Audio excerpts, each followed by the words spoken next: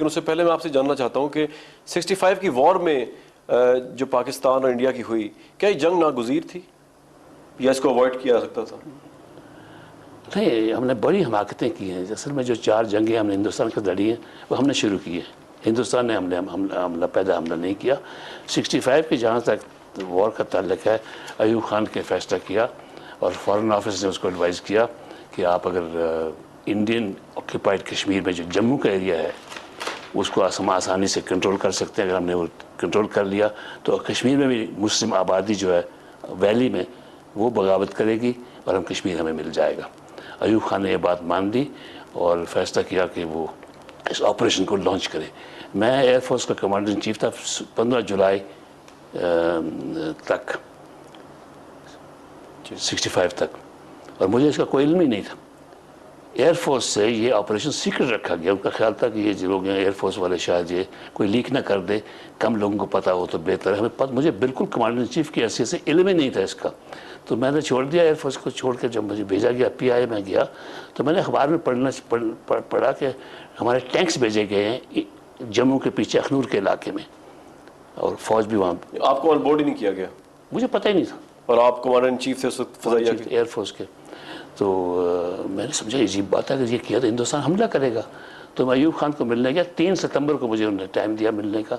3 ستمبر کو میں ان کے پاس گیا اور میں نے کہا جی آپ نے جنگ کا فیصلہ کر لیا ہندوستان کے ساتھ؟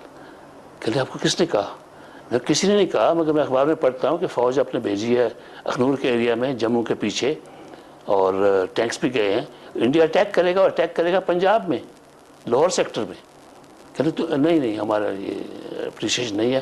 مجھے فارن آفس نے ایشور کیا کہ یہ نہیں ہوگا. میں نے کہا جی کمال ہے، مجھے نہیں سمجھ آتی کیوں نہیں ہوگا.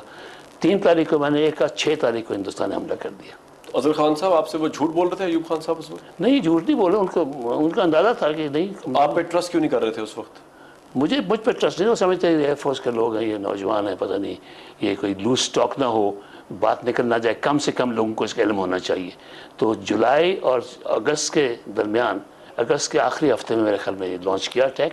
ایوب خان صاحب کی جو ڈائریز ہیں اس میں انہوں نے یہ بھی آپ پہ الزام لگایا کہ جب یہ رن آف کچھ میں وار چل رہی تھی تو اس وقت جو ہے آپ نے اپنے کاؤنٹر پارٹ ارجن سنگھ جو تھے فضائیہ کے چیف انڈیا میں، آپ نے ان کو سیکریٹلی فون کیا اور آپ نے ان سے کہا کہ فضائیہ پاکستان کی اور انڈیا کی اس کو اس کانفلکٹ سے دور رہنا چاہیے اور ہمیں جو اس میں نیوٹرل رہنا چاہیے. آپ سمجھتے ہیں کہ یہ مناسب ایٹیچیوڈ تھا پاک فضائیہ کے؟ بالکل مناسب تھا.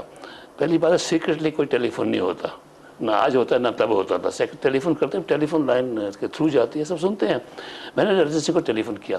بات یہ ہے کہ وہ جنگ جو شروع ہوئی تھی اس لیے شروع ہوئی کہ وہ کچھ بارڈر لائن پہ کچھ تنازع تھا، آگے کچھ پاکستان کی ایریا کنٹرول کر لیا.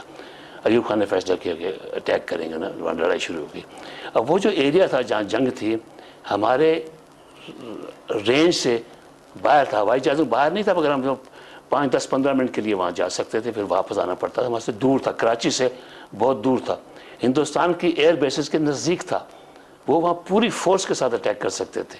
تو میں نے سوچا اگر ایئر فورسز امپلائی ہوئی وہاں تو ہم وہاں فوج کی مدد نہیں کر سکیں گے. بہت کم، تھوڑے 5-10 منٹ کے لیے آپریٹ کر کے ہم واپس آنا پڑے گا کیونکہ فاصلہ بہت زیادہ ہے اور پیٹرول ختم ہو جائے گا، واپس آنا پڑے گا. تو اس لیے آپ نے فون کیا ان کو؟ اس لیے میں نے سوچا کہ ہم ایئر فورس نہ استعمال ہو تو ہمیں نقصان نہیں ہوگا. تو میں نے فون کیا ارجن سنگھ کو. ارجن سنگھ کو میں جانتا تھا، ہم دونوں انڈین ایئر فورس میں اکٹھے تھے. تو وہ ایئر فورس کا چیف تھا. میں نے کہا دیکھیے یہ فوج کی جنگ ہو رہی ہے، اگر آپ نے ایئر فورس استعمال کی تو ہم اپنے آپ کو لمٹ نہیں کریں گے اس سے ایریا کے لیے. ہم کہیں بھی جائیں گے، بامبے بھی جا سکتے ہیں، دلی بھی جا سکتے ہیں، جہاں مرضی جائیں گے. یہ فل اسکیل. تو کیا وہ آپ کی دھمکی سے اتنے متاثر ہوئے کہ انہوں نے میری بات یہ کہا؟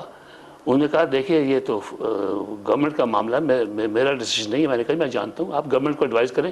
اگر وہ فل اسکیل وار چاہتے ہیں پاکستان کے ساتھ، ایئر فورس لمٹ نہیں ہوگی اس ایریا میں، یہ جائے گی جہاں مرضی جہاں جائیں گے.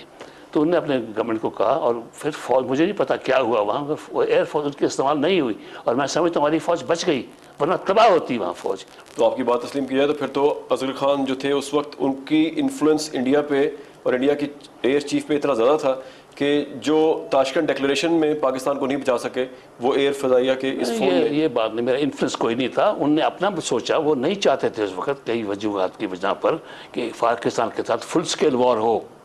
وہ سمجھتے تھے لمٹ ہو یہاں تو بہتر. کہیں ان کی مجبوری نہیں، پتا کیا مجبوریاں تھیں.